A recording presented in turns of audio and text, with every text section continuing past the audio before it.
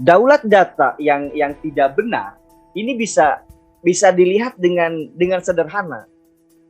Sederhananya di mana? Kita bisa buka saja profil desanya. Apa tipologinya? Misalkan tipologi desanya pesawahan, desa A. Lalu kita lihat APBDes-nya, apa yang dibangunnya.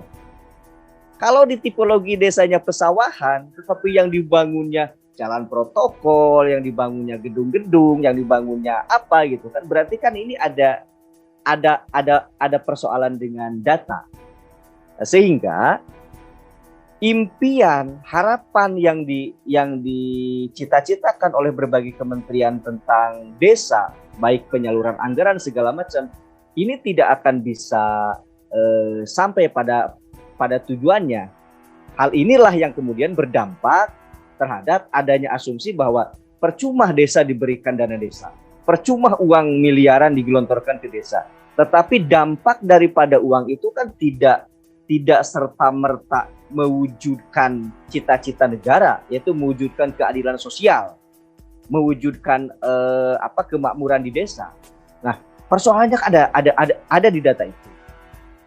Yang kedua, apa sih yang membuat data di desa ini menjadi seperti ini gitu kan? Menjadi carut marut data di desa. Sebetulnya banyak hal. Salah satunya memang itu karena terlalu banyaknya aplikasi yang harus dikerjakan di desa. Ego sektoral lah, kalau saya boleh berasumsi, ego sektoral dari berbagai kementerian. Dan solusinya apa? Solusinya sederhana. Kementerian itu duduk bersama, silahkanlah ada Prodeskel, silahkan ada SDG, silahkan ada IDM, silahkan ada apalagi itu yang terbaru itu yang dari BKKBN itu kan ada rumah data, itu silahkan. Tetapi harapan saya bisa nggak data itu kemudian disinkronkan sehingga kami di desa itu menginput itu dari satu aplikasi, Pak. Kalau misalkan kami diberikan kedaulatan tentang data itu, dan katanya ini di Jawa Timur ada katanya aplikasinya yang namanya Si Manis kalau nggak salah. Kemarin ketika saya ada pertemuan di DPMD provinsi, katanya di Jawa Timur sudah ada yang namanya aplikasi Si Manis. Jadi dari semua data yang banyak itu disatukan dalam sebuah aplikasi yang namanya Si Manis, sehingga desa mengolahnya dari sana. Itu salah satu alternatif. Yang kedua faktornya adalah SDM, sumber daya manusia di desa. Tentu memang ada mungkin aparat-aparat desa, perangkat-perangkat desa yang ahli IT. Tetapi tentu juga masih banyak perangkat-perangkat desa yang dari sisi IT masih terkendala. Nah, ini juga seharusnya menjadi konsen, menjadi perhatian kita bersama, menjadi perhatian kementerian lembaga terkait. Yang sekarang terjadi kan Bintek misalkan Prodeskel, Bintek SDGs, Bintek KNG itu kan hanya sebatas pengoperasian aplikasi. Dan menurut saya jauh ada yang lebih penting dari itu, yaitu bagaimana orang-orang di desa bisa memahami apa sih tujuannya dengan kuesioner ini. Misalkan contoh penghasilan, di pertanyaan-pertanyaan seperti ini maksudnya apa?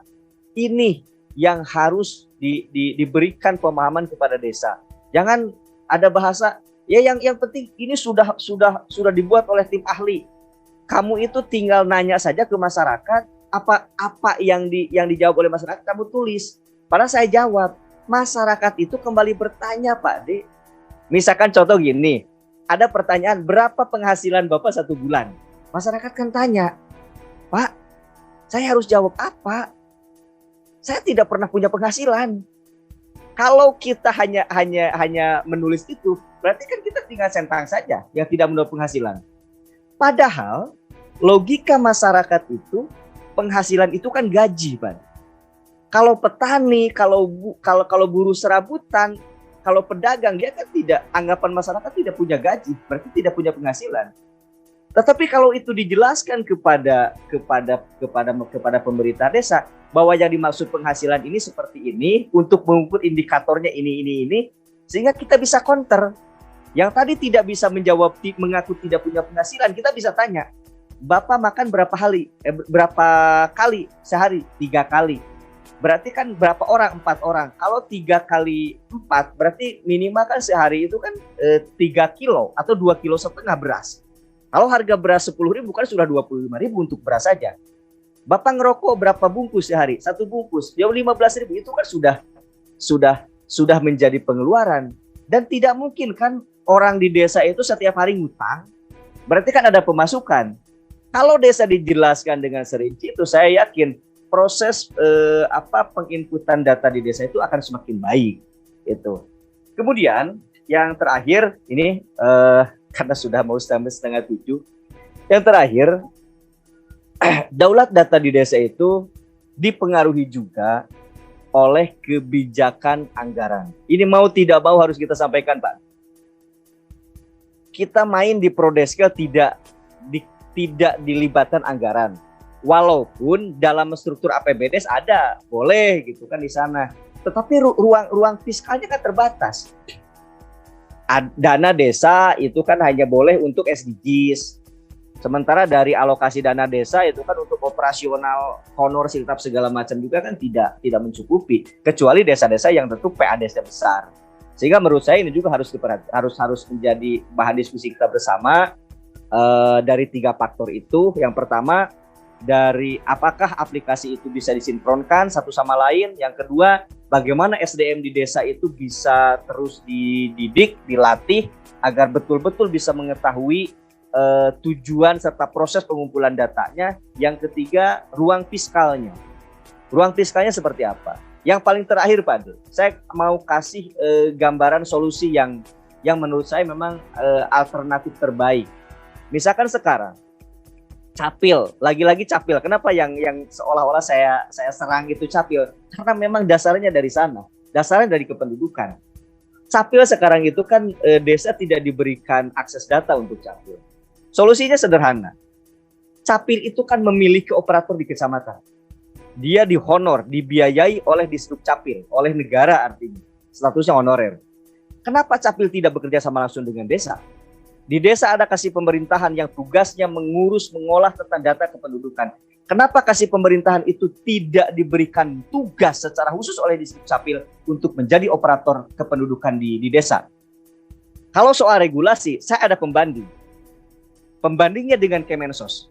Di desa ada operator SIG-NG, di-SK-kan oleh kepala desa. Dia dipakai oleh Kemensos menjadi operator SIG-NG desa. Dia tidak dibayar oleh Kemensos. Dia melaksanakan tugas fungsinya sebagai kasih pelayanan di desa. Kalau Kemensos bisa dengan SIG-NG, kenapa Disduk Capil tidak? Itu pertanyaannya. Sehingga harapan saya ya pola-pola seperti itu, kementerian lembaga tidak harus mengeluarkan honor tambahan untuk mengurus, untuk membiayai operator di desa, tetapi sinkronisasi data itu kan, validasi data itu akan bisa terwujud di desa.